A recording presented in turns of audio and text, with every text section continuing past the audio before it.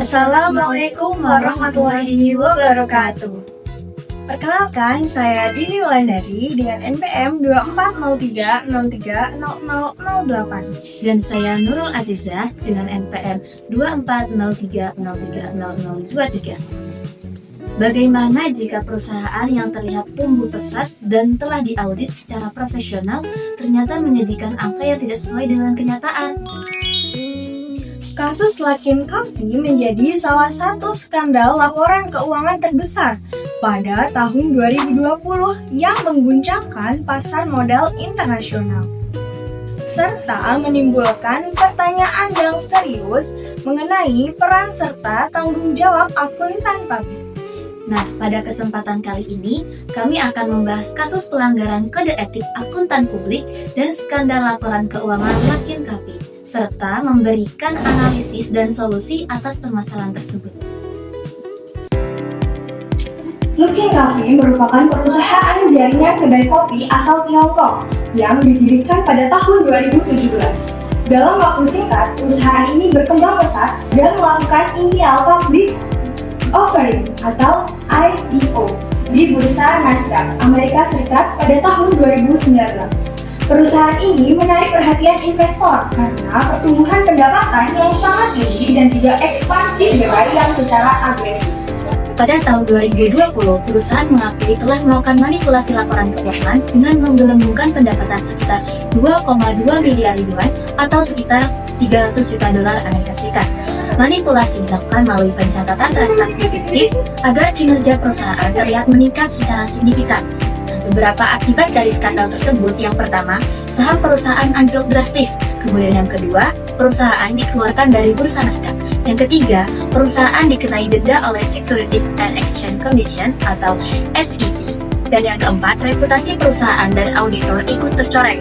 Dan yang kelima, laporan keuangan perusahaan diaudit oleh afiliasi dari Ernst & Young di Tiongkok. Berdasarkan analisis kami, terdapat beberapa prinsip kode etik akuntan publik yang dilanggar. Yang pertama, integritas. Laporan keuangan yang dimanipulasi jelas melanggar prinsip integritas karena tidak menyajikan kondisi keuangan secara jujur dan juga benar.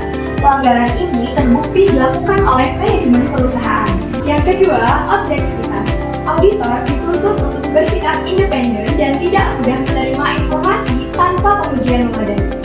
Faktanya bahwa transaksi fiktif dalam jumlah besar tidak terdeteksi menunjukkan pentingnya penerapan objektivitas dan skeptisme profesional yang lebih kuat dalam proses audit.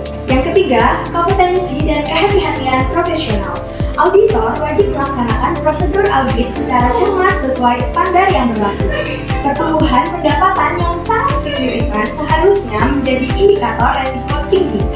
Tidak terdeteksinya salah saji material menunjukkan adanya kelemahan dalam pengujian atau prosedur audit yang dilakukan. Yang keempat, tanggung jawab profesional. Akuntan publik memiliki tanggung jawab kepada investor dan masyarakat luas. Ketika laporan yang telah diaudit ternyata mengandung salah saji material, kepercayaan publik terhadap profesi menjadi terdampak. Meskipun tidak ada putusan hukum yang menyatakan auditor terlibat langsung dalam kecurangan. Menurut kelompok kami, inti dari kasus Luckin Coffee adalah memanipulasi laporan keuangan untuk menampilkan pertumbuhan yang tidak sesuai dengan kondisi sebenarnya. Perusahaan menggelembungkan pendapatan agar terlihat sehat dan terus berkembang di mata investor. Tindakan tersebut jelas melanggar prinsip integritas karena laporan yang disajikan itu tidak jujur dan menyesatkan. Investor mengambil keputusan berdasarkan informasi yang salah, sehingga banyak pihak mengalami kerugian besar ketika kecurangan ini terjadi. Dari sisi audit, meskipun tidak ada keputusan bahwa auditor terlibat langsung dalam pengawal, kasus ini menunjukkan pentingnya penerapan skeptisisme profesional, objektivitas, serta kehati-hatian dalam mendeteksi risiko salah saji material yang signifikan. Kasus ini menjadi pelajaran bahwa profesi akuntan publik memiliki tanggung jawab besar dalam menjaga kepercayaan publik, integritas, kompetensi, dan tanggung jawab profesional yang harus benar-benar dipercaya dan tidak merugikan masyarakat. Beberapa solusi yang kami sarankan untuk dilakukan antara lain, yang pertama, meningkatkan skeptisisme profesional dalam setiap proses audit. Yang kedua, memperkuat sistem pengendalian internal perusahaan.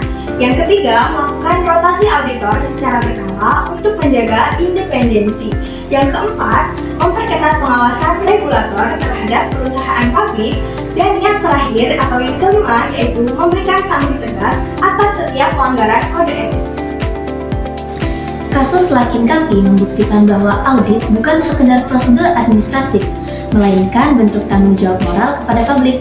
Ketika prinsip integritas, objektivitas, dan profesionalisme diabaikan, dampaknya tidak hanya merugikan perusahaan, tetapi juga merusak kepercayaan pasar dan reputasi profesi akuntan secara global. Sebagai calon profesional di bidang akuntansi, kita harus memahami bahwa menjaga etika berarti menjaga kepercayaan. Karena pada akhirnya nilai utama seorang akuntan publik bukan terletak pada laporan yang ditandatangani, tetapi pada integritas yang dipertahankan. Sekian presentasi dari kelompok kami.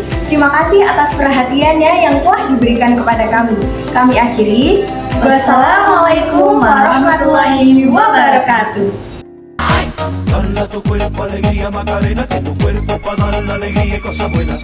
Bala tu cuerpo alegría Macarena, Macarena.